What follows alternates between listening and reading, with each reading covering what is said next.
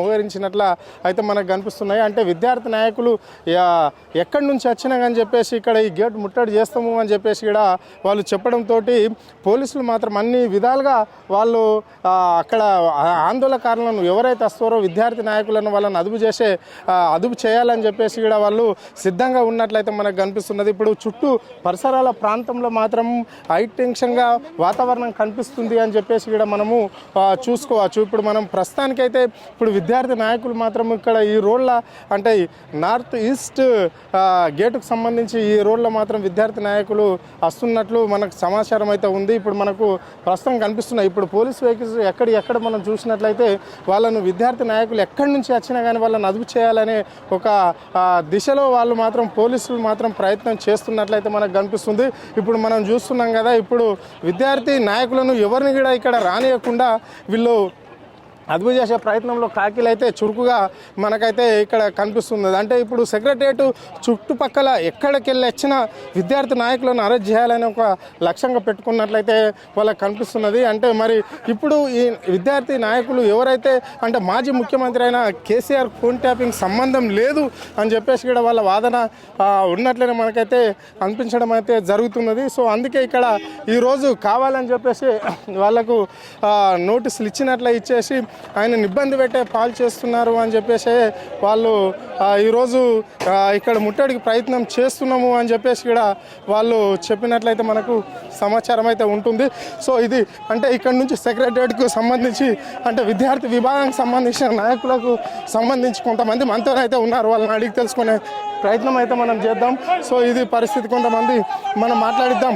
చెప్పండి, ఏంది సమస్య, ఏంటి, ఎందుకు ఈరోజు తెలంగాణ అన్నా ఈరోజు ఈ సిట్ ఏదైతే కేసీఆర్ కి నోటీసులు ఇస్తుందో ఇది కేవలం డైవర్షన్ పాలిటిక్స్ గా మేము చూస్తున్నామన్నా. ఇప్పుడు మా విద్యార్థి విభాగం అందరూ మరి స్కాలర్షిప్ ఇవ్వకుండా ఈ నోటీసులు ఇచ్చి అవి ఇచ్చి ఎవరిని భయపడమని అర్థం కాదు. పిల్లలు ఎంతమంది చచ్చిపోతున్నారు గురుకులాల ఎన్హెచ్ఆర్సీ నుంచి వచ్చిన నివేదిక ప్రకారం 562 స్టూడెంట్స్ చచ్చిపోతుంటే ఈయనకి ఇప్పుడు నోటీసులు ఇస్తారా అన్న? ఆ నోటీసులలో కొద్దిగా వాస్తవాలు ఉన్నాయన్న అర్థం కాదు. ఎన్ని నోటీసులు ఇస్తారన్నా? ఎవరిని భయపడుతున్నారా మీరు? నాకు అర్థం కాదు. అరే బస్ విద్యార్థులు చచ్చిపోతున్నారా? ఆ విద్యార్థులను మీరు స్కాలర్షిప్ ఇవ్వకుండా 7 నుంచి 10,000 స్కాలర్షిప్లు ఉన్నాయన్నా. ఎంతమంది చచ్చిపోతారో నాకు అర్థం కాదు.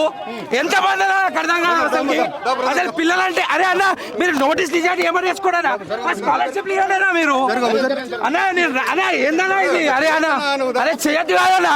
ఎవరికి భయపడతామన్నా? చూస్తున్నాం కదా, అంటే ఆందోళనకారులను విద్యార్థి నాయకులు ఎవరైతే వచ్చారో వాళ్ళని అందరినీ పోలీసులు వాళ్ళని అదుపులోకి తీసుకోవడం అనేది అయితే జరుగుతుందో, అంటే విద్యార్థి నాయకులకు వాళ్లకు మాత్రం కొంచెం కొప్పిసలాట అయితే జరుగుతుంది. కేసీఆర్ అన్న మాట్లాడే టైం ఏంటి అన్న? మాట్లాడే టైం ఏంటి అన్న? మీడియాతో మాట్లాడినాడు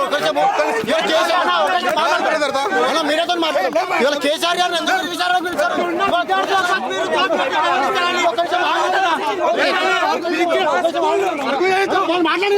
ఇది పరిస్థితి. అంటే ఇక్కడైతే వాతావరణం అయితే ఉద్రిక్త వాతావరణం అయితే చోటు చేసుకున్నట్లయితే మనకు క్లియర్ గా కనిపిస్తుంది.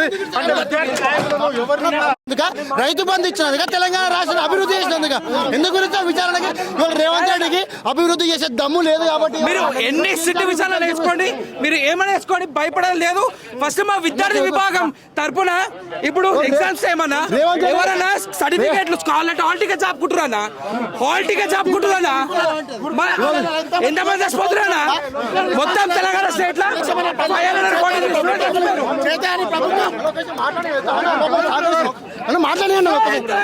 ఇది పరిస్థితి. అంటే ఆ విద్యార్థి నాయకులు మాత్రం పోలీసులు మనం చూస్తున్నాం కదా, వాళ్ళ పైన మ్యాన్ హ్యాండింగ్ చేసినట్లయితే మనకు కనిపిస్తుంది. ఇది పరిస్థితి. అంటే